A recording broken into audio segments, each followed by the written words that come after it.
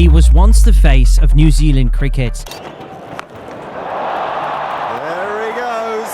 A beast with the bat and a magician with the ball. He won New Zealand their first ever ICC trophy. He hit more Test sixes than Viv Richards and stood shoulder to shoulder with the game's greatest all-rounders. But years later, that same hero was spotted cleaning bus shelters in Christchurch to feed his family. This is the heartbreaking story of a cricketing legend who rose to the top, crashed hard, and still fights on. It's Chris Cairns. Chris Cairns was born into cricket royalty. He was the son of Lance Cairns, who made his Test debut in 1989 against Australia at the Wacker Ground in Perth. Cairns quickly built a reputation as a six-hitting machine.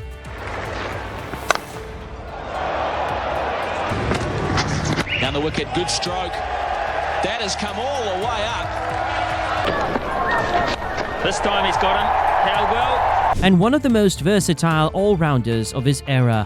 He made a one-day international debut in 1991 against England in Wellington. One of his career highlights was in 2000. That's a six, that is a six, that's a magnificent hit, what a cricketer! Where he played a historic knock of 102 not out in Nairobi at the ICC Knockout Final, now referred to as the Champions Trophy. This delivered New Zealand their first and only ICC title in a memorable game where they were struggling. India might have thought they would have the elusive trophy after skittling the New Zealand top-order batsmen.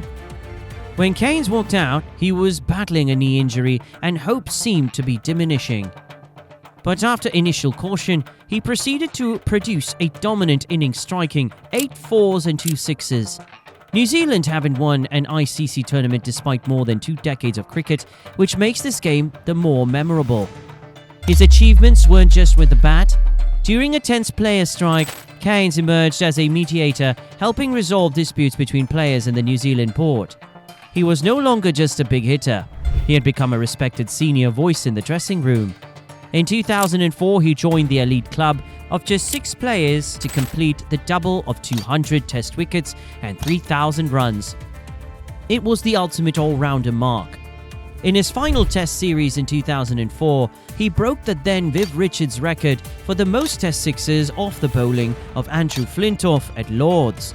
Despite staying fit, Cairns was dropped from the New Zealand squad for the tour of South Africa. Even captain Stephen Fleming was stunned. Still hungry, Cairns trained with his eyes on the 2007 World Cup. But it wasn't to be, as injuries inevitably forced his ODI retirement in 2006. He ended with some excellent career figures and easily ranked as one of the best all-rounders that New Zealand has ever produced.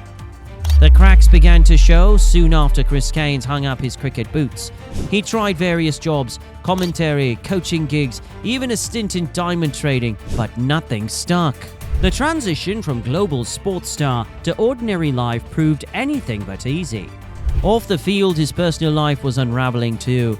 Cairns went through 2 failed marriages and was constantly in the headlines for the wrong reasons. In 2010, Lalit Modi accused Chris Cairns of max fixing during his time with the Chandigarh Lions in the Indian Cricket League, the ICL. Cairns sued Modi for defamation, and in 2012 he won £90,000 in damages in the UK High Court.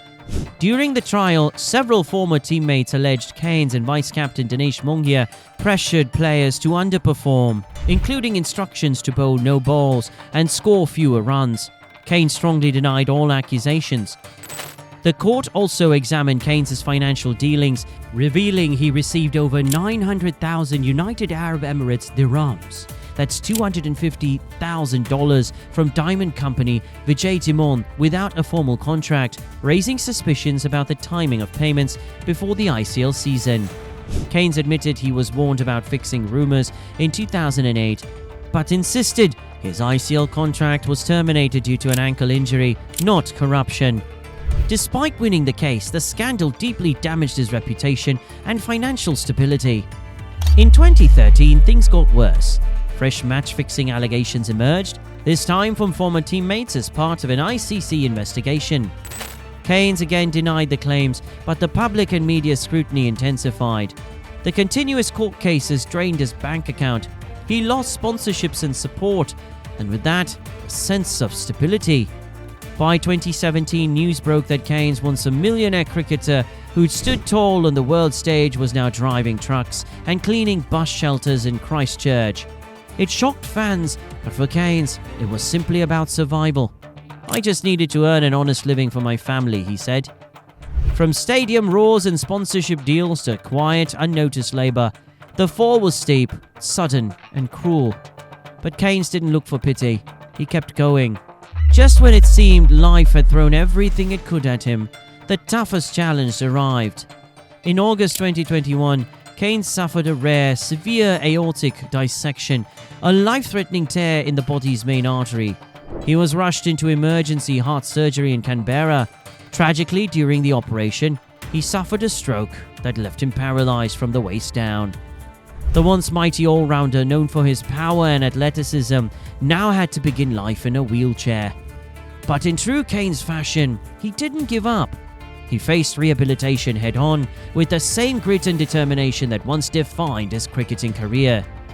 Learning to navigate life again, this time on wheels, he began the long and painful road to recovery, physically, mentally, and emotionally. Chris Cairns may not have walked away with wealth or fame, but he left behind something even greater: a legacy of resilience, integrity, and unshakable grit. He reminds us all that behind every record is a human story, and sometimes the biggest battles aren't on the field, they're in real life. Are you a cricket lover? Just check out this next Cricket Crafter compilation.